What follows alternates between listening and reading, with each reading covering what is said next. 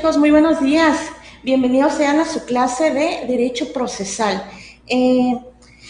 Vamos a hablar hoy sobre todo el contenido que hemos visto a lo largo de esta materia. Vamos a hacer una retroalimentación previa. Nosotros ya prácticamente el día de ayer cerramos nuestra materia y hoy vamos a hacer una retroalimentación para que la próxima semana, que es la quinta, tú puedas hacer tu evaluación y te vaya muy bien dentro de tus exámenes. Antes de empezar, pues me gustaría invitarlos a que se conecten al canal de la escuela, ¿verdad? A la Universidad de Ensenada, para que no se pierdan nada del contenido y estén en sintonía con cada una de sus materias. Y bienvenidos a todos los chicos de nuestra escuela y un saludo para mis alumnos, en especial de lo que es la materia de Derecho Procesal aquí en San Quintín. Mi nombre es Rosa María Hernández, doy aquí en la licenciatura en Derecho y bueno, pues comencemos con lo que es nuestra materia.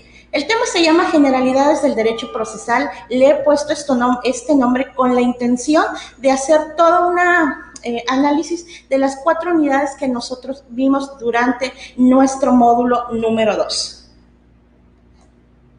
Ok, empecemos primeramente con la existencia del derecho procesal. Por ahí hablábamos sobre precisamente nuestra materia que trata sobre el proceso, es decir, cómo vamos a llevar a cabo los procesos judiciales dentro de un tribunal. ¿Para qué? Para poder dirimir los conflictos que se suscitan dentro de la propia sociedad. Ya decíamos que como sociedad generalmente tenemos roces y conflictos entre las personas. Como seres sociales que somos, pues muchas veces las ideas, ¿verdad?, que tenemos no son compatibles con las ideas de las demás personas. Los hechos que realizamos o los actos que llegamos a realizar tampoco son compatibles con los otros, y generalmente entre nosotros como sociedad pues hay roces que no permiten, ¿verdad?, que convivamos armónicamente. Y aquí es donde el derecho entra, precisamente para regular la armonía dentro de la sociedad. Y el derecho procesal precisamente establece estas reglas y fija también las normas a través de las cuales nosotros vamos a llevar a cabo nuestro proceso en el tribunal. A lo largo de la historia también vimos por aquí que muchas personas se trataron de regular la forma de solucionar los conflictos. Muchas veces no fueron las más acertadas, ¿verdad? Por ahí tenemos la ley del talión, el ojo por ojo, diente por diente, pero conforme fuimos evolucionando, ¿verdad?, y el derecho hoy en la actualidad y en la modernidad, ¿verdad?, y en un estado democrático y de derecho que somos, pues obviamente las reglas fijadas han tratado de ser mucho más equitativas y en igualdad. Vámonos al concepto doctrinal de lo que, el concepto de derecho procesal. ¿Qué es el derecho procesal? Aquí ustedes ven en la pantalla 3 conceptos diferentes de 3 autores diferentes. Vamos a verlos cada uno de ellos. Y el primero nos dice Carneluti, muy citado dentro de nuestra materia procesal. Es el conjunto de normas que establecen los requisitos y los efectos del proceso. Recibe el nombre de derecho formal porque la reglamentación que hace del proceso se realiza mediante formas, ¿no? Ok, Carneluti nos acaba de decir que el derecho procesal son todas las normas, reglas y principios que debe seguir el proceso para poder llegar a su finalidad. Todo proceso tiene un inicio y todo proceso tiene un fin. Y si nosotros hablamos del proceso judicial, entonces quiere decir que nosotros tenemos una finalidad con eso, es llegar a la sentencia, llegar a resolver el conflicto de intereses que surge entre las partes, ¿no? Y también nos dice aquí que recibe el nombre de derecho formal. ¿Por qué? Porque hay que cumplir con ciertas formalidades que la propia ley nos establece para poder presentar nuestro problema dentro del tribunal. Para podérselo poner dentro del juez hay que presentarlo de ciertas maneras. Entonces la ley nos fija estas reglas y eso es lo que hace que el derecho procesal exista y nos dé precisamente esos principios que hay que seguir uno a uno. Bueno, si nos vamos al objetivo del derecho procesal, ¿cuál es el objetivo del derecho procesal? ¿Qué es lo que el derecho procesal busca? Como primer requisito es que nos dice que el derecho procesal va a establecer el método que debe presentar ante los órganos judiciales para que resuelva un conflicto. Ya lo veíamos con el concepto de Carneluti, ¿no? Nos decía un derecho formal, un derecho que sigue ciertas normas, ciertas reglas y ciertas maneras de hacerse para poder presentarse. Es decir, tiene un método, tiene toda una serie de pasos que debe de cumplir para poder llegar al final, que es resolver el conflicto. Luego nos dice, aplica el derecho sustantivo al caso concreto cuya resolución se solicita. Okay. Y aquí es donde nosotros vamos a entrar dentro del apartado a ver la normatividad del derecho procesal. ¿Sí? Por ahí vamos a ver dentro de esta normatividad qué tipo de leyes regula al derecho procesal, cuáles son estas normas jurídicas, ¿sí? A través de las cuales el derecho procesal al final de cuentas resuelve el conflicto. Y por último nos dice conocer los conceptos e instituciones comunes a las ramas a las ramas del derecho procesal, todas. Es decir, este derecho procesal es un derecho procesal con ciertos términos comunes que se van a ver reflejadas en todas las ramas del derecho, sea derecho penal, sea derecho civil, sea derecho mercantil, sea derecho laboral. El contenido de esta materia la vas a encontrar y la vas a aplicar también en los demás procesales que conforme vayas avanzando dentro de la carrera vas a ir desglosando, pero para eso tú ya tienes que llevar ciertos conocimientos previos que te permitan comprender el derecho procesal de cada una de las materias.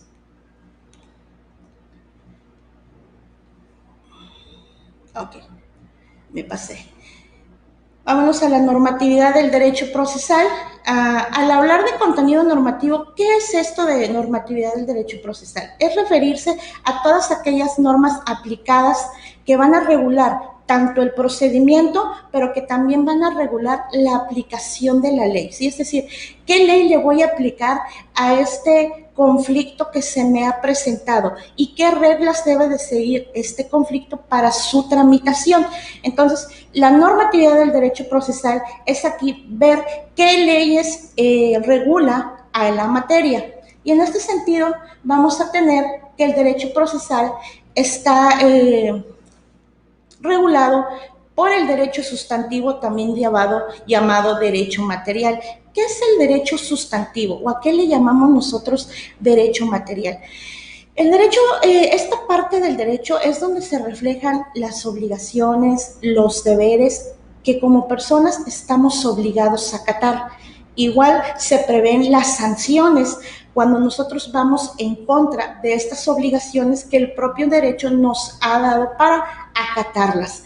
Entonces, este es el derecho sustantivo. Un ejemplo de derecho sustantivo donde tú puedes encontrar obligaciones y deberes que debes de cumplir y maneras de cómo comportarte y de cómo actuar dentro de la sociedad para evitar conflictos. Uno de ellos podría ser el Código Civil, el Código Penal, Código Civil que regula precisamente las relaciones entre los particulares, ¿verdad? El Código Penal que previamente regula las conductas, que no cometamos ciertos delitos y hay una sanción a estos delitos. Entonces, este es el derecho sustantivo, porque cuando el juez resuelve un conflicto, aplica el derecho de fondo, es decir, aplica el derecho sustantivo.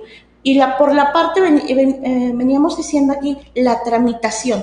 ¿Cómo tramito yo mi cuestión? ¿Cómo llevo a cabo yo mi problemática? Se la planteo al tribunal. ¿Cómo lo voy a realizar? Bueno, entonces ahora viene la parte del derecho adjetivo, o también llamado formal o también instrumental. ¿Por qué? Porque es el derecho procesal es el instrumento que nos permite desarrollar, presentar el conflicto ante el juez, ¿no? Y bueno, la parte del derecho instrumental nos dice, son las formas y ordenamientos creados por el Estado que estipulan las reglas que se deben observar en un proceso judicial. Es decir, la manera de presentarlo, la manera de efectuarlo en los tiempos que debes de presentar uno de tus escritos, los tiempos que debes de... el tiempo en el que tienes para contestar si eres demandado, ¿no? Y pues precisamente Esto es lo que nos da la parte de instrumental. Es tu instrumento para presentar el contenido, ¿sí? Y poder resolver tu conflicto. Un ejemplo de derecho instrumental, bueno, pues tenemos el Código de Procedimientos Civiles, el Código de Procedimientos Penales, como ejemplo. Ese sería, complementaría lo que es el derecho sustantivo, ¿sí? Viene a complementar al Código Civil, el Código de Procedimientos Civiles, y viene a complementar el Código de Procedimientos, el Código Nacional de Procedimientos Penales, a lo que es el derecho, el Código Penal, ¿no? Bueno, ya hablamos sobre lo que es el derecho procesal, la finalidad del derecho procesal y la normatividad del derecho procesal. Ahora vamos a hablar sobre los conceptos fundamentales del derecho procesal. Yo por ahí les decía en las clases, chicos, se llaman así conceptos fundamentales porque los vamos a ver implícitos en todas las materias procesales que nosotros desarrollemos, ¿sí? Cada vez que nosotros queramos solucionar a lo mejor un conflicto penal, a lo mejor un conflicto civil, algo laboral, ¿no? Entonces vamos a ver esos conceptos muy inmersos en cada uno de los procesales. Y yo les comentaba, den cuenta que es el ajonjolí de todos los moles, ¿no? Es decir, aquí los vamos a ver presentes en todos. Y vamos a hacer aquí, dentro de la pantalla, ustedes pueden observar una división. Basándonos en la trilogía de Ramiro Poder, aquí en su estudio, en su libro llamado Del proceso procesal civil, Poder nos da tres conceptos fundamentales y nos dice que son básicos, que es el proceso, la jurisdicción y la acción. No pueden faltar en ningún proceso estos tres elementos, deben de estar siempre presentes en cada uno. Ahora, por su parte, si nos vamos por ahí al libro de Cipriano Gómez Lara, haciendo referencia a esta trilogía de Ramiro Podet, nos dice, bueno, a la par de que existen estos tres conceptos fundamentales del derecho procesal, también hay otros que se les subordinan, es decir, que a partir de estos nacen otros y que los complementan. Y Cipriano Gómez nos da tres conceptos subordinados de los conceptos fundamentales, que es la pretensión, la competencia y el litigio, ¿no? Son subordinados a los otros tres. Ahorita vamos a explicar cada uno de estos tres y vamos a ir viendo precisamente cómo es que se van conjugando estos conceptos y fundamentales y posteriormente le dan vida y le dan nacimiento a estos otros tres conceptos subordinados. Ok. Y empecemos primeramente con el litigio. Yo por ahí pondría el litigio en el punto en medio de estos tres conceptos fundamentales. ¿Qué es el litigio? Francesco Carneluti nos da una definición sobre el litigio y nos dice que el litigio es el conflicto de intereses calificado por la pretensión de uno de los interesados y por la resistencia del otro. Aquí, si ustedes pueden observar, ya hablamos de un concepto que dice pretensión, ¿no? El conflicto de intereses nace de las relaciones jurídicas no satisfechas y es la esencia del derecho. Ok, bueno, litigio. En el término procesal, al conflicto de intereses se le conoce como litigio. Siempre debe de haber dos partes en un litigio. Para ello les ponía en el ejemplo. Como ejemplo, si nosotros tendemos a pelearnos, siempre tiene que haber otra persona con la que nosotros peleemos, ¿no? No podemos pelear nosotros mismos y solos. ¿Por qué? Porque necesitamos de alguien más. Igual pasa con los conflictos de intereses, igual pasa con el proceso. Para que pueda existir un proceso como tal, debe de haber dos contrapartes, ¿sí? Dos personas que se estén peleando, dos personas que estén exigiendo. Por una parte, si generalmente el proceso, utilizamos mucho lo que es el proceso civil para ejemplificarlo. Dentro del proceso civil nosotros veíamos por ahí que teníamos a un actor, que generalmente el actor es quien tiene la pretensión. Si nosotros hablamos de qué es pretensión, la pretensión es hacer una exigencia, es pedir. ¿Qué es lo que tú pretendes que el tribunal realice? ¿Qué es lo que tú pretendes que el juez con tu conflicto de intereses. Entonces yo tengo que plasmar mis pretensiones, lo que yo quiero, lo que yo pido, y en dónde lo plasmo. Por ahí veíamos que nosotros plasmábamos dentro de un documento al cual nosotros le llamamos demanda. ¿Por qué? Porque ahí nosotros exponemos nuestras exigencias, ¿sí? Ahí nosotros presentamos lo que nosotros pedimos que la autoridad realice con nuestro problema. Entonces, bueno, luego tenemos otra parte que se nos resiste. Dentro de materia procesal a esa persona le llamamos demandado, ¿sí? Esta es la persona que tiene que contestarnos a la demanda. ¿Para qué? Para que en este sentido se pueda fijar la problemática y el conflicto. Ok. El litigio tiene sus elementos para poder constituirse como tal, ¿no?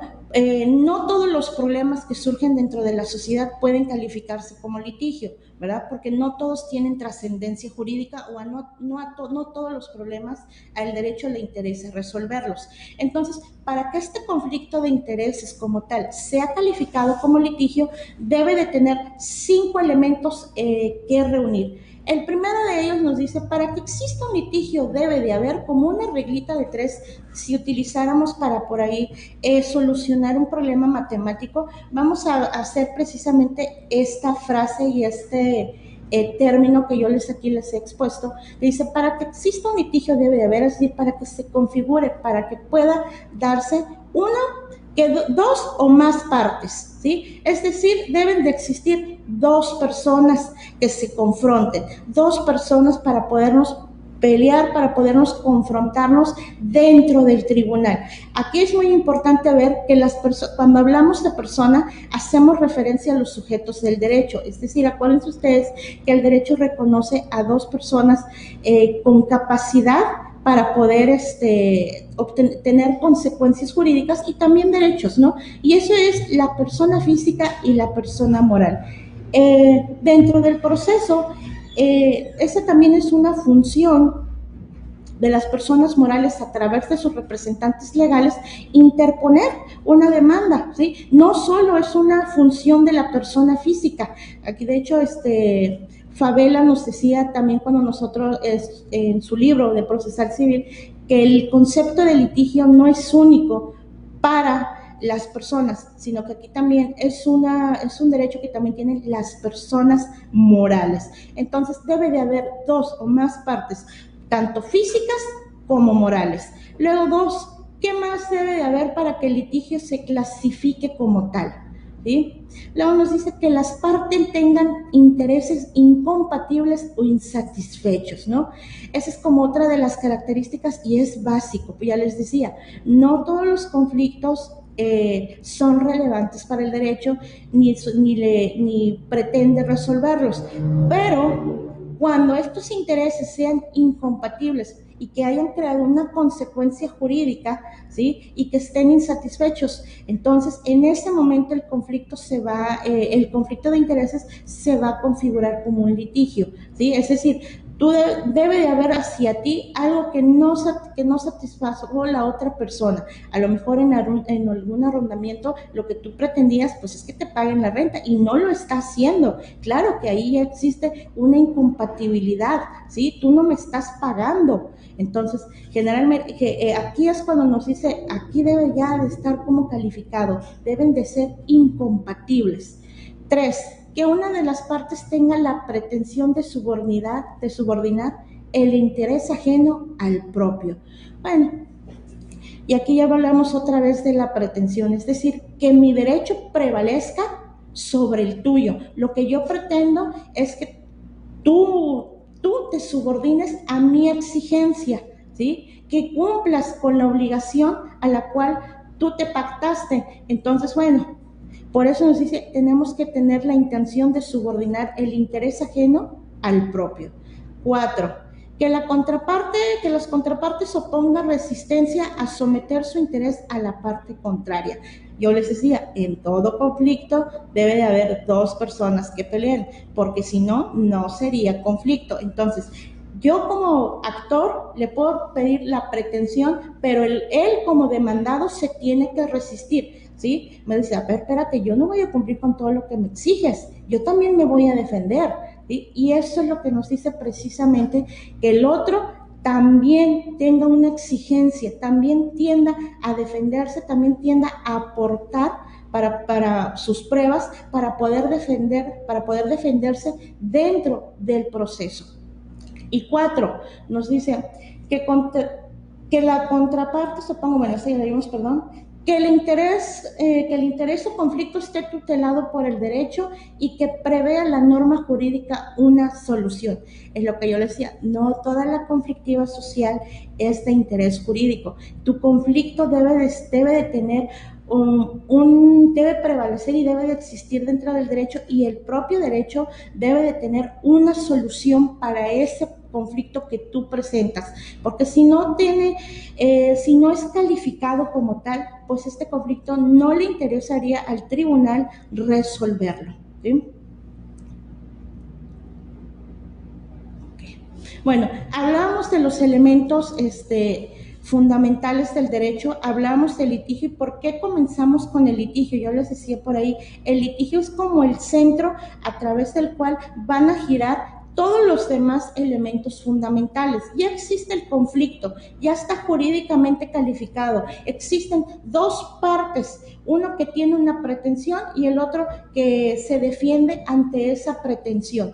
Bueno, y vamos a ver el primero de los elementos fundamentales, que es la jurisdicción. Por ahí nos decía también Favela, sin jurisdicción no puede haber un proceso.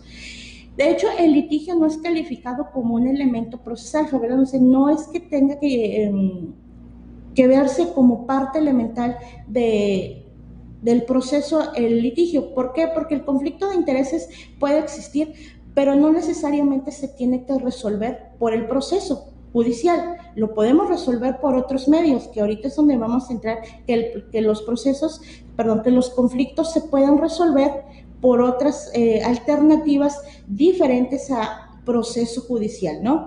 Y empezamos por el primer concepto, jurisdicción.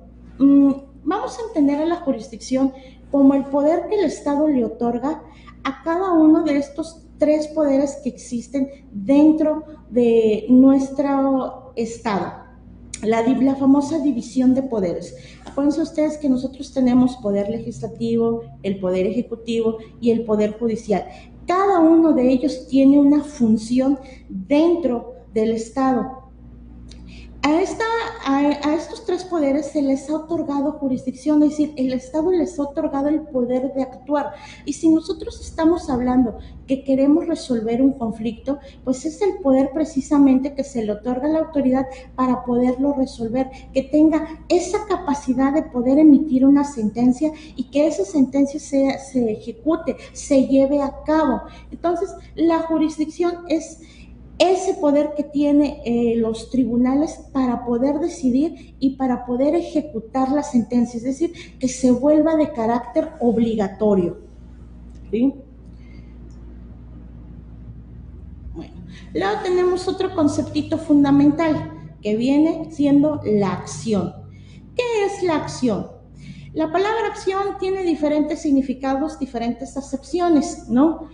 Pero en la materia procesal aquí, bueno, pues estamos viendo que nos dice que es el derecho de petición en juicio. Acuérdense ustedes que nuestro Estado, que nuestro derecho nos otorga por ahí el derecho subjetivo. A la par que nos está imponiendo obligaciones y deberes, también nos faculta, también nos da beneficios. No solo te impone obligaciones, no solo nos da deberes, también beneficios, también derechos propiamente. Y uno de esos derechos es el derecho de acción, es decir, que tú puedas invocar a la autoridad para que aplique la ley, ¿sí? Entonces, el derecho de acción se configura como derecho de petición, de pedir la aplicación de la ley en tu problema para que la ley lo pueda resolver, ¿sí? Entonces nos dice, la acción es acudir ante una autoridad judicial, tribunal o juez, solicitándole la protección de un derecho o de un interés y hacer valer un derecho en juicio, por lo que cada persona decide si quiere o no ejercer ese derecho, ¿no? Ya la ley te otorgó tu derecho a pedir la protección de la ley, ¿no? La protección a que dirime el conflicto y que te aplique, y que aplique la ley. Entonces, bueno, pero ya está en ti hacerla, ejercerla o no ejercerla. Entonces, la acción es entendida desde tres puntos de vista, como un derecho que tú tienes en tu carácter de ciudadano de pedir precisamente la función jurisdiccional. De aquí es que viene la palabra jurisdiccional. Acuérdense, jurisdicción, el poder que tiene precisamente de aplicar la ley. Entonces yo pido, invoco la protección jurisdiccional, invoco que efectúen su trabajo jurisdiccional porque estoy invocando que ejecuten precisamente la ley. Entonces es un derecho que tú tienes como una pretensión y demanda, es decir, de pedir, ¿sí? De solicitar a la reparación de ese daño, ¿sí? Cuando te han invadido esa esfera jurídica, pues precisamente que la ley actúe y te resuelva. Por eso tienes una pretensión, por eso estás exigiendo algo. Luego viene como facultad de provocar la actividad o función jurisdiccional. ¿Por qué? Porque la acción, ¿sí? Es la que produce que la autoridad, en este caso la actividad judicial, haga su trabajo. Tú cuando pides, cuando ejercitas tu derecho de acción, plasmas tu pretensión en la demanda, estás exigiendo la intervención, estás solicitando pues la intervención de la autoridad. ¿Para qué? Para que aplique la ley, ¿sí? Entonces son como que estos conceptos que se van conjugando uno con otro para poderle dar vida al proceso. Ya nos decía, no puede existir proceso si no hay jurisdicción. ¿Por qué? Porque debe de haber una autoridad dotada de este elemento que pueda decidir sobre el conflicto, ¿sí? Que tenga precisamente ese poder que el propio Estado le ha otorgado de decisión, de dirimir, ¿sí? Bueno, vamos a regresarle un poco, porque por aquí vamos a utilizar precisamente esta tabla para poder terminar de complementar los conceptos que les son subordinados. Ya veíamos que la acción es el derecho que tú tienes de ejercitar precisamente y de pedir, ¿sí? La aplicación de la ley. Y de este derecho de acción viene la pretensión. Ya veíamos que la pretensión se traduce en lo que tú quieres, en lo que tú pretendes, qué es lo que tú exiges, qué es lo que buscas de la ley, ¿no? Entonces, de la acción viene la pretensión. De la jurisdicción viene otro término muy importante que está ahí, que es la competencia, ¿sí? Otro concepto que también vamos a encontrar mucho en nuestra materia procesal, competencia. Por ahí decía, toda autoridad que quiera resolver un conflicto debe de estar dotada de jurisdicción y debe estar dotada de competencia. Bueno, entonces vamos a ver qué es la competencia. La competencia es la facultad que tienen, ¿para qué? Para poder llevar a cabo su trabajo, para llevar a cabo las facultades que cada juzgador tiene. Dentro de lo que es nuestra materia, podemos ver que la competencia se divide por materia, es decir, por las ramas del derecho, ¿no? Civil, penal, laboral, administrativo, ¿no? Fiscal, por ahí. Cada juzgador tiene una materia, cada juzgador está especializado en un campo. Entonces, no solo tiene la facultad de decidir, de poder resolver un conflicto, sino que aparte también es esa pequeña atribución que tiene de enfocarse en una sola área, ¿sí? Entonces, por ahí tenemos que es competente un juez por materia, dependiendo del área en el que labore. Luego tenemos que también es competente por grado, ¿no? Lo use por esta jerarquía dentro también del sistema jurídico, ¿no? La primera instancia, segunda instancia. Entonces, por ahí la ley nos dice que primero tenemos que agotar la primera instancia antes de solicitar la intervención de los de segunda. Entonces, por ahí las por grado, ¿no? Luego viene por territorio, ¿no? Acuérdense que también estamos divididos allí por nivel federal, estatal, municipal. Entonces, en cada territorio, en cada localidad, hay un tribunal que juzga, ¿sí? Entonces, es competente conforme a su territorio, a la localidad que le toque, y va a ir resolviendo los conflictos de acuerdo al lugar donde se encuentre, ¿sí? Bueno, y de esta manera hemos desglosado los 6 conceptos, Conceptos fundamentales, proceso, jurisdicción y acción, y los otros que les son subordinados, acción, competencia y litigio, ¿no? De estos tres conceptos se subordinan otros tres y de esta manera en conjunto como que forman toda lo que es la materia procesal.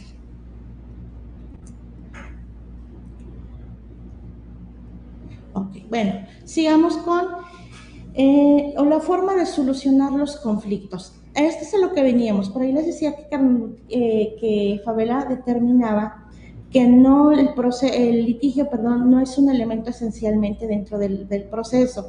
¿Por qué?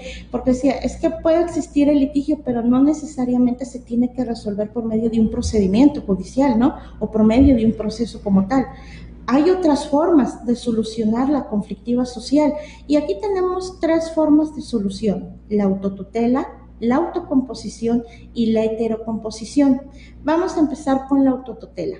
Autotutela, como su nombre lo indica, es darle solución al conflicto por mí mismo. Yo mismo me soluciono mi conflicto y yo mismo soy el que impongo, ¿sí? Le impongo lo que yo quiero que el otro realice. Generalmente la autotutela no está bien vista dentro de nuestro sistema jurídico y no se aplica.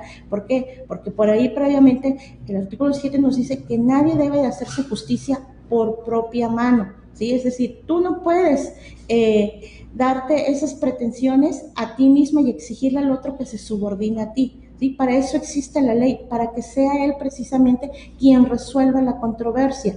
Entonces la autotutela pues es una forma incluso primitiva de resolver la conflictiva social. Por ahí la ley del talión, el ojo por ojo y diente por diente, es una forma de autotutela, es una forma de autodefenderse a sí mismo. Sin embargo, en la ley también existen ciertas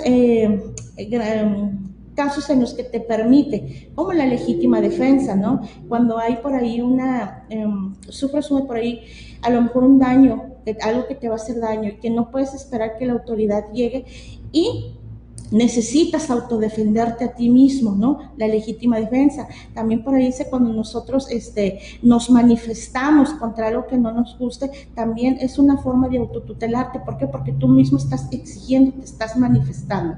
Luego viene la autocomposición.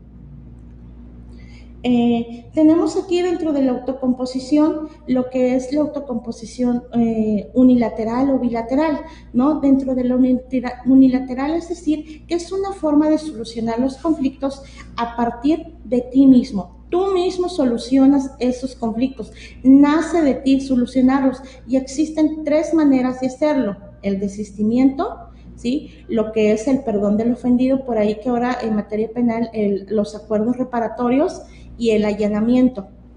Desistimiento. General, muchas veces tú puedes demandar, pero puedes desistir de la acción, porque a lo mejor con la persona que tú demandaste llegaste a resolver el conflicto, ¿verdad? Por ahí celebraron algún convenio sobre la forma en que te va a pagar y vos dices, desisto de mi acción a demandarlo, ya no quiero hacerlo. Entonces es una forma de resolver tus conflictos por ti mismo y desistes de la acción, ¿sí? Luego dice el perdón del ofendido, los acuerdos reparatorios. Generalmente esto se da en materia penal para aquellos tipo de delitos que no son graves, ¿no? Porque no todos se pueden llegar a un acuerdo reparatorio. Pero en este caso, generalmente cuando a lo mejor en un accidente de tránsito que solo le pagas los daños, ¿no? Y ahí mismo hacen su acuerdo reparatorio, no hay necesidad de llegar hasta un juicio oral o un procedimiento. Luego viene el allanamiento. Generalmente el allanamiento lo vemos mucho en el proceso civil, ¿no? Me allano, es decir, cuando yo contesto mi demanda, generalmente me allano a las pretensiones, me allano a todo lo que me está pidiendo, estoy aceptando todo lo que me pide y cuando existe un allanamiento y estás aceptando, pues no se necesita ni siquiera desarrollar todo el proceso, ¿no? Inmediatamente te allanaste, aceptaste todo lo que te están exigiendo, entonces ni para qué entrar a la etapa probatoria y de ahí de manera inmediata vámonos a dictar la sentencia. ¿Por qué? Porque aceptaste todas las exigencias que te está pidiendo el actor. Luego viene la heterocomposición, ¿sí? Ok, heterocomposición. La heterocomposición es cuando existe una tercera persona que puede venir a solucionarte el conflicto, ¿no? Es decir, que ya no lo haces por ti mismo, ni tú mismo te garantizas esa solución, sino que existe una tercera persona que viene y soluciona, ¿sí? Es un tercero imparcial, ¿va? Y aquí tenemos como forma de heterocomposición la mediación, la conciliación, el arbitraje y el proceso. Ahora sí, el proceso aquí es donde vamos a ver implícito a la existencia de un juez. Este juez, que es un tercero imparcial, ¿sí? Es el que va a decidir sobre precisamente el conflicto y le va a dar una solución. Bueno, vamos a ver la heterocomposición. Yo aquí se los estructuré en heterocomposición procesalizada y no procesalizada, es decir, una heterocomposición donde existe una tercera persona que soluciona por un proceso y por no proceso. Dentro de los no procesalizados, que en la actualidad le llamamos la famosa justicia alternativa, ¿verdad? Tenemos la mediación, que aquí existe un mediador, esa tercera persona se le conoce como mediador, y donde lo que hace precisamente es mediar ante el conflicto, ¿no? No permita que se agredan las personas cuando se encuentran dentro de la institución mediando su conflicto, y no propone las estrategias, lo que busca es que ellos solos puedan dirimir el problema que traen entre ellos. Luego viene la conciliación. A la diferencia del mediador, aquí el conciliador sí propone alternativas, sí te da un abanico de posibilidades a través de las cuales tú puedes resolver tu problema, y te dice, ¿sabes qué? Aquí te doy 3 posibilidades a través de las cuales puedes resolverlas. Opten por una de ellas, ¿va? Y a través de esto se hace un convenio donde precisamente vamos a pactar esta manera de solución de conflicto. Luego viene la negociación. Generalmente aquí existe un negociador, ¿sí? Y luego viene el arbitraje, donde existe un árbitro. El arbitraje generalmente se ve mucho en materia de comercio, ¿no? Se someten los conflictos por medio de un árbitro, y es el que dirime la conflictiva entre estas personas. Luego tenemos el proceso, o por ahí heterocomposición procesalizada. Hablábamos del proceso como una serie de pasos que se tienen que dar para llegar a un resultado. En este caso, lo que nosotros queremos hacer es llegar a una sentencia, que la resolución que se dicte sea una sentencia. Y aquí tenemos en procesalizado que hay la existencia de un juicio, ¿sí? Y que quien resuelve es un juez, ¿sí? A diferencia de los no procesalizados. Aquí sí tenemos como tal una figura dotada de jurisdicción y con competencia para actuar y solucionar la conflictiva social. Bueno, vámonos a la naturaleza jurídica de los medios jurisdiccionales, ¿no? Es decir, ¿qué es el derecho? Ya vimos el objeto del derecho procesal, ya vimos qué es el derecho procesal, pero vamos a ver también qué tipo de relaciones surgen aquí con los medios jurisdiccionales, ¿no? Con los procesos judiciales. ¿Qué relaciones existen entre las personas que interponen dichos procesos? Tenemos 3. Por aquí nos da la teoría del contrato, la teoría del cuasi contrato y la teoría de las relaciones jurídicas. Hablando de la teoría del contrato, esta ve a la relación que nace entre el actor y el demandado, ¿no? Como al momento en el que el demandado contesta la demanda, ¿sí? Se hace relevancia que es cuando los dos firmaran un contrato y se obligan ambos a través de este contrato a aceptar la resolución que emite el juez, ¿sí? Entonces asemejan a las relaciones procesales que surgen entre actor y demandado como un contrato, ¿no? Como un contrato en el que tú te has obligado a aceptar precisamente lo que el juez va a resolver. Luego viene la teoría del cuasi contrato. A diferencia de la primera, esta ve la relación procesal como una fuente de las obligaciones, es decir, nace una obligación entre las partes, ¿no? Pero aquí más que nada nos dice, nace una obligación para la parte perdedora, para quien pierda dentro del proceso va a haber la obligación de ¿qué? De acatar lo que el juez resuelva. Entonces es una fuente de obligación porque para el que pierda va a estar obligado precisamente a acatar este ordenamiento. Y luego viene la teoría de las relaciones jurídicas, ¿no? Luego nos dice, bueno, regula la condición de los sujetos del proceso y determina la existencia de una relación jurídica de carácter procesal, que son los deberes a la que se sujeta cada parte. De hecho, dentro del proceso, esta es como la teoría más aceptada, que no es el proceso no es ni un contrato, ¿sí? No se puede asemejar a un acuerdo de voluntades tal pactado como en el contrato, tampoco se puede ver como una fuente de las obligaciones, ¿sí? Sino más bien como una relación jurídica entre las partes. ¿Por qué? Porque cada uno tiene unas obligaciones para poder impulsar el proceso, ¿sí? Pero por ahí les decía, no esperen ustedes que el juzgador sea el que les diga, hey, tienes que contestar en 8 días, hey, tienes que aportar tienes el tiempo para ofrecer tus pruebas en 10 días. No, es tu obligación como parte dentro del proceso impulsarlo, ¿sí? Impulsar para que vaya pasando etapa por etapa. Entonces nos dice, aquí hay una relación precisamente entre las dos partes, hay deberes de las dos partes. Yo como parte actora tengo el deber de ¿qué? De probar precisamente mis hechos, de probar mis pretensiones, de probar que tengo derecho a lo que estoy exigiendo. Ahora, como parte demandada, pues tú tienes todo el deber precisamente de probar esas excepciones y defensas que estás interponiendo precisamente para defenderte. Entonces nacen deberes entre las partes, entre todos los sujetos que intervienen dentro del proceso. Por eso les digo que el proceso es más visto y más aceptado como una relación jurídica entre todos los participantes.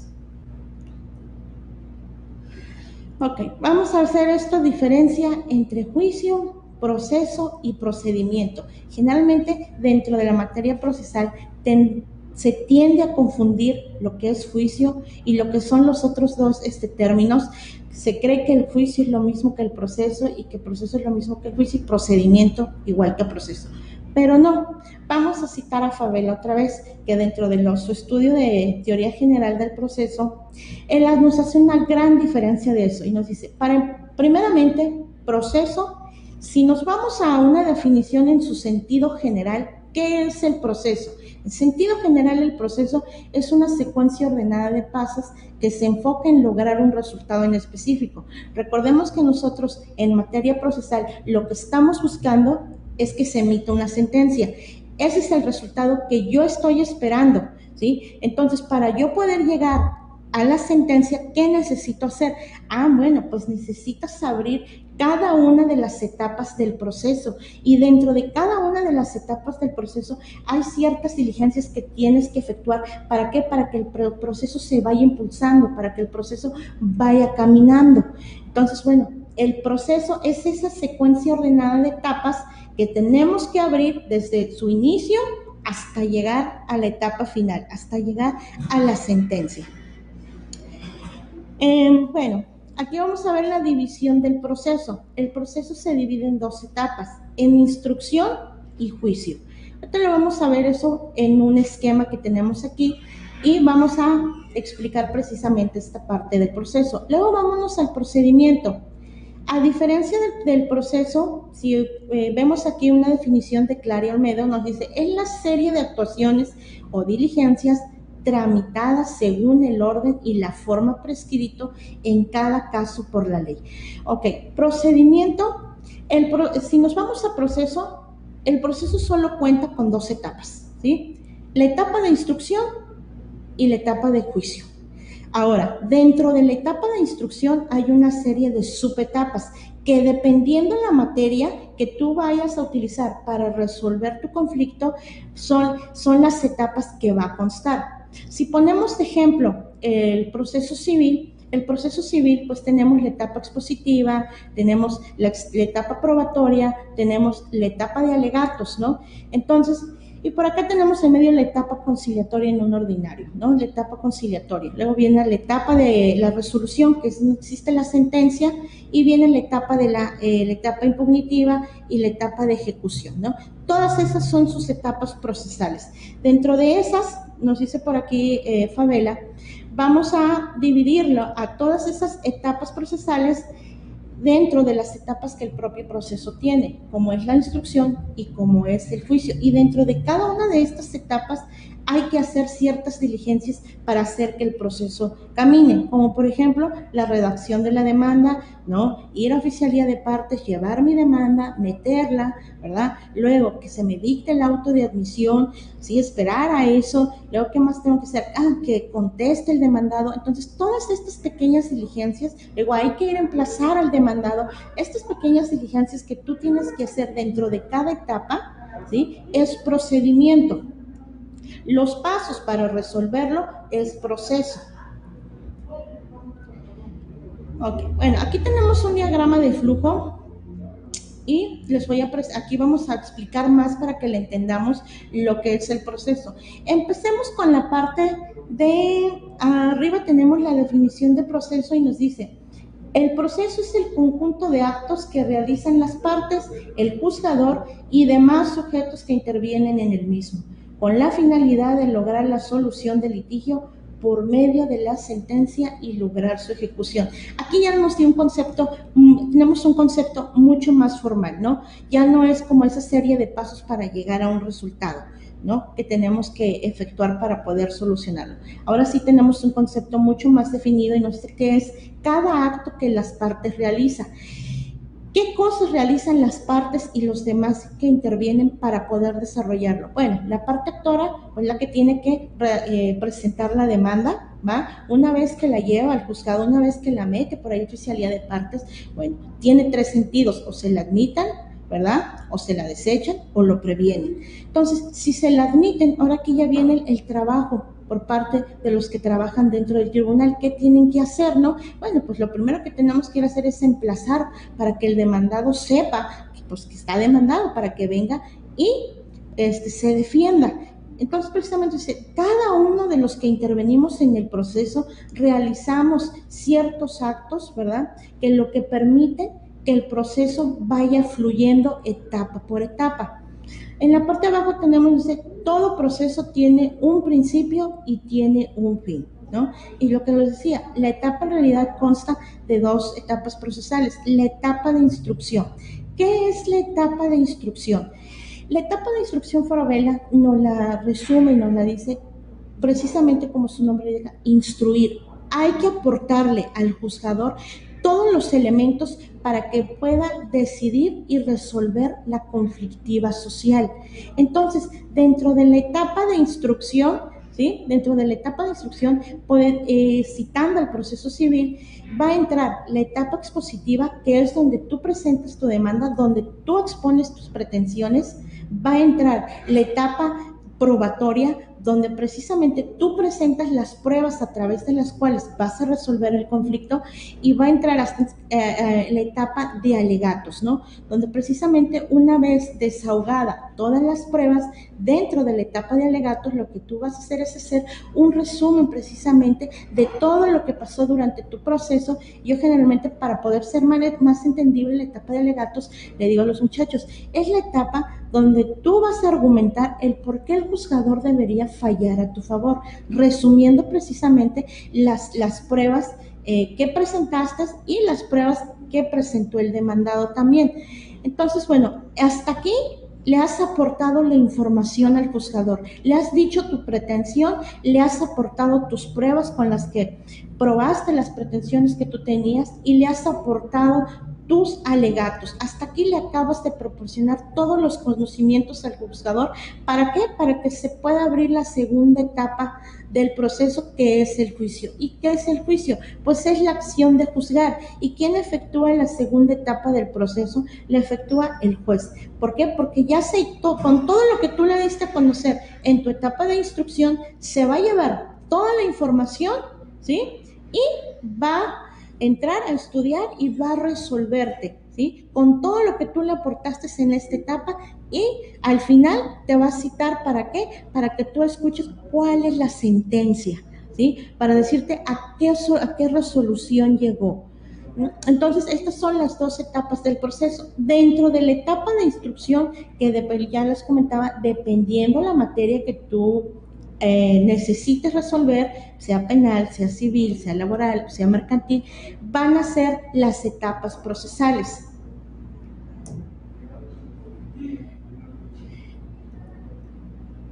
Bueno, aquí tenemos dentro de lo que son los juicios civiles, tenemos por aquí las fases de los que se divide los juicios civiles, que los juicios civiles por ahí ya comentábamos que son aquellos que tienen por finalidad resolver conflictos entre particulares. ¿Va? Y acá tenemos las etapas procesales. ¿Y qué son las etapas procesales? Pues son cada una de las fases con que cada proceso cuenta. Ya no proceso en su sentido general. Acuérdense que su proceso en sentido general cuenta de la etapa de instrucción y de la etapa de juicio. Ahora, dependiendo del proceso de cada materia, tiene también sus fases.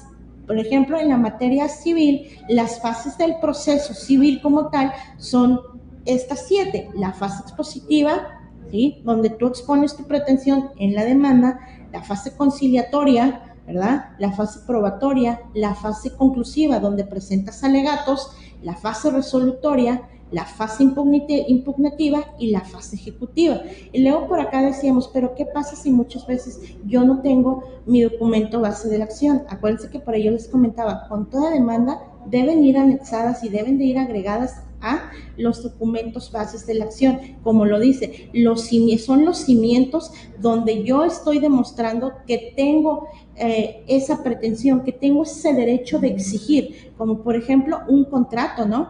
Es un contrato, pues es el documento base de la acción. Cuando tú quieras pedir a lo mejor los alimentos para tus hijos, tus documentos bases de la acción con los que demuestras precisamente que existe este vínculo parental, pues está por ahí el acta de nacimiento. Esos son los documentos que le dan cimiento, ¿sí? A la demanda. Entonces, ¿qué pasa cuando tú no los tienes? Pues por aquí tendríamos que invocar una fase preliminar, que es lo que en materia civil se le llama medios preparatorios a juicios. Es decir, preparas el juicio, ¿para qué?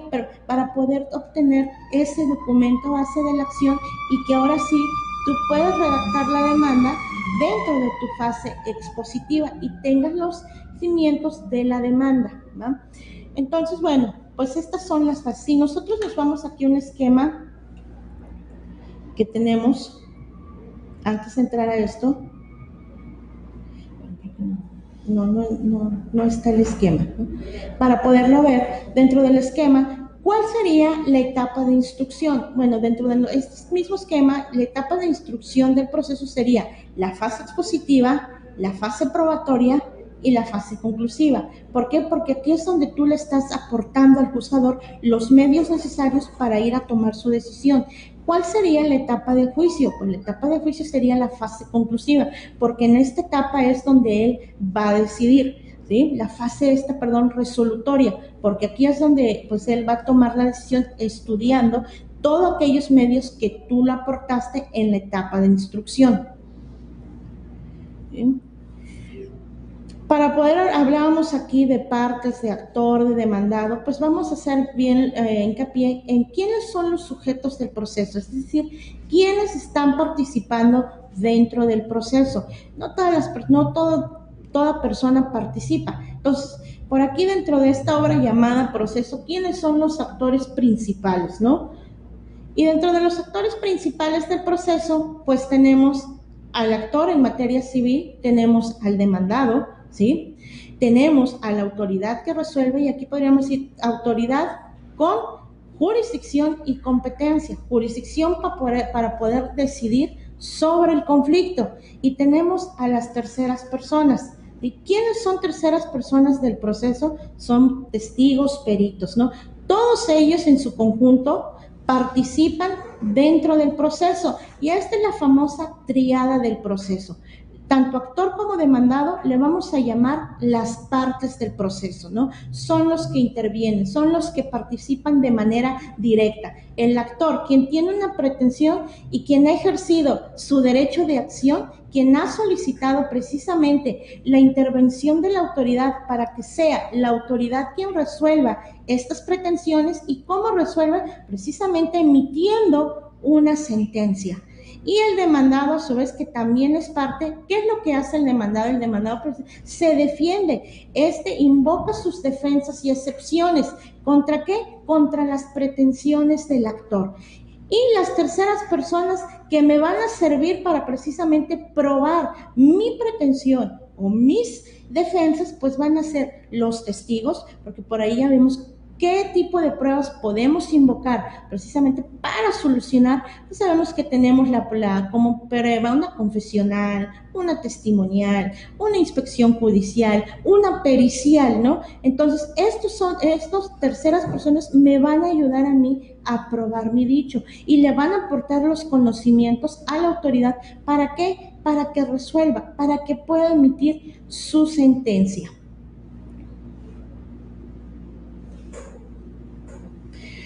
Ok, una vez visto todo lo que pasa en el proceso y las fases del proceso, y ya viendo la etapa del proceso en su sentido general, dentro de cada proceso hay actos procesales y hay hechos procesales que efectúa cada una de las partes, ¿no? Y que estos influyen en la forma en la que se va a desarrollar el proceso. Dentro de esto vamos a ver qué son los actos procesales. Los actos procesales son aquellos acontecimientos que aparecen, dice, por voluntad para crear, modificar, extinguir derechos procesales.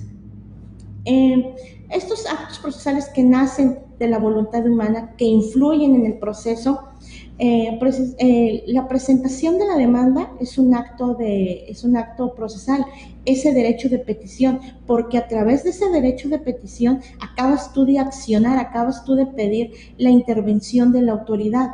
Entonces, es un acto que nace de tu propia voluntad de invocarla. Acuérdense que decíamos que cada uno de nosotros tenemos el derecho a exigir o a no exigir cuando se nos ha violentado nuestra esfera jurídica. Luego tenemos los actos de los tribunales. ¿Qué es lo que tienen que hacer los tribunales? ¿Qué es lo que realizan durante todo el proceso que también influye en la manera en la que se resuelve? Bueno, los actos de los tribunales, pues por ahí desde el emplazamiento, ¿no? Viene pues a hacer que el proceso fluya también y que permita precisamente cómo se resuelve. Y actos de terceros ligados al proceso. ¿Quiénes son los actos ligados al proceso? Ya veíamos las terceras personas, que son actos de cooperación. Tienen que cooperar con el juez, ¿para qué? Para que él pueda tener toda la información necesaria para poder resolver. Luego viene el hecho procesal. A diferencia del acto, acuérdense que el acto es algo voluntario. El hecho procesal son acontecimientos que tienen consecuencias sobre el proceso independientemente de la voluntad humana. O sea, aquí no interviene nuestra voluntad. Si en el acto ha sido mi voluntad interponer la demanda, un hecho de ellos es qué pasa si muere una de las partes, no ha sido voluntad de él morirse, o qué pasa por ahí, vamos a poner el ejemplo del COVID, ¿no? No, eso no fue algo que nosotros queramos que surgiera esta pandemia, sin embargo, afectaron en los procesos, claro que sí, porque ahorita los tribunales no están funcionando, no están ejerciendo sus labores, y claro que esos procesos están estancados, ya no se pueden desarrollar. Entonces, a través de este hecho jurídico, de este hecho procesal, que no tiene que ver la voluntad humana, claro que afectó a los procesos. Para poder entender más esta diferencia entre actos, vamos a ver los actos procesales. Hay tres tipos de actos que se presentan dentro del proceso, que son manifestaciones voluntarias: los actos de las partes, los actos del tribunal y los actos de terceros. ¿Qué son los actos de las partes? Pues son todos aquellos que van a realizar las partes y que le van a que le van a dar de conocimiento al juzgador para que éste pueda decidir. Dentro de estos tenemos clasificados los actos de petición. Acuérdense, pedir, ¿sí? La famosa pretensión, lo que yo busco, ¿sí? ¿Cuáles son mis exigencias? Aquí es donde se ve implícito mi derecho de acción. ¿Por qué? Porque estoy pidiendo que me resuelvas precisamente esto que a mí me afectó. Los actos de prueba. Acuérdense que nosotros somos los que tenemos que impulsar el proceso y somos los que tenemos que aportar las pruebas. Entonces, Estas pruebas que tú vas a presentar van a influir en la manera y en el resultado del proceso. Los actos de alegación, que son los alegatos, ¿sí? Esa formulación que tú vas a hacer frente al juez, pues va a influir en la manera y a la hora de decidir, ¿no? Los actos de impugnación y los actos de disposición. ¿Qué son los actos de impugnación? Muchas veces los actos de impugnación combaten actos y omisiones de los juzgadores y de los secretarios por ahí que trabajan dentro del tribunal. Actos y omisiones, es decir, acciones que realizan o que omitan de realizar. A lo mejor no te aceptaron una demanda, ¿sí? A lo mejor no se emplazó conforme a las reglas del emplazamiento, ni por ahí se hicieron dentro de días y horas hábiles, ¿sí? Acuérdense que decíamos que los días hábiles por ahí de lunes a viernes y horas hábiles, pues generalmente los juzgados trabajan de 8 a 3. Entonces, dentro de esos horarios se deben de efectuar cada una de las diligencias, cada uno del procedimiento, ¿sí? Se deben de efectuar. Entonces, muchas veces pues no se hace conforme a lo establecido, y impugnar consiste en combatir precisamente esos actos o esas acciones que dejaron de hacer, o cuando la sentencia también por ahí no te favorezca, si sabes que no me pareció o yo no se resolvió conforme a derecho, conforme a lo que yo presenté, a lo que yo aporté, puedo impugnar, ¿sí? La decisión que se ha tomado, puedo combatir esa decisión. ¿Va? Luego tenemos los actos del tribunal, pues son aquellos que realiza el juez. ¿Para qué? Para solucionar los conflictos. También generalmente se llaman actuaciones judiciales. ¿Qué cosas realizan dentro del tribunal que van a permitir la solución del conflicto? Pues tenemos las resoluciones judiciales, ¿no? Y aquí se encuentra la sentencia. Una de resolución, pues es esta parte de la sentencia que es el punto final que le da el conflicto y que es la decisión que ha tomado el juez, ¿no? Los acuerdos también, acuerdos por ahí tenemos como tipo de resolución a través de lo cual se comunica, nos comunican cada acto que pasa dentro del proceso. Por ahí acuérdense cuando desarrollamos brevemente lo que es el proceso civil, decíamos que el autoadmisorio, ¿sí? Que es el escrito que en donde me están a mí dando a conocer que aceptaron mi demanda, ¿no? Entonces, esta es la forma de las resoluciones, ¿no? Resolución puede ser sentencia, pueden ser actos de comunicación sobre lo que sucede dentro del proceso. Las audiencias, ¿sí? Por ahí tenemos la etapa conciliatoria, donde generalmente pues, solo entran las partes, no entra el abogado. Entonces, es una audiencia donde hay que o la etapa probatoria también, donde se ve parte de como audiencia, donde hay que desahogar en forma oral todas estas pruebas, y es la forma en la que se efectúa para poder llegar y resolver. Tenemos los actos de ejecución, las comunicaciones procesales, que son los oficios, exhortos, notificaciones y emplazamientos. ¿De qué manera te voy a comunicar a ti todo lo que sucede dentro del proceso, ¿no? A través de oficios, para a lo mejor obtener una información de otra dependencia, o también para solicitarle que realice algo que se ha acordado. Exhorto, cuando se da comunicación de un tribunal a otro tribunal de otro territorio para su auxilio. Notificaciones, generalmente se nos notifica todo lo que sucede dentro del proceso. El emplazamiento, donde se nos da a conocer que existe una demanda, ¿no? Y luego vienen los actos de terceros ligados al proceso, y son los actos de cooperación y de prueba, y estos son los que realizan los terceros involucrados, como el perito, como los testigos. ¿Qué es lo que tienen que hacer? Pues presentarse, ¿no? Por ahí te veíamos las medidas de apremio cuando no te presentabas: el arresto, ¿verdad? La multa, el uso de la fuerza pública, es decir, te incentivan a que participes dentro del proceso. Bueno, y prácticamente aquí hemos hecho un resumen de todo lo que vimos dentro de nuestra materia de manera breve. Igual por ahí dentro de nuestra clase, pues tenemos cada uno de estos materiales, y cualquier duda que tengan, pues saben que estoy para ustedes por ahí en la plataforma, me pueden dejar sus preguntas, y por mi parte, chicos, pues ha sido todo. Muchas gracias por su atención, y muchas gracias también a la institución por permitirnos desarrollar cada una de nuestras materias a través de este medio. Entonces, pues hasta luego, y nos vemos dentro de la evaluación, chicos.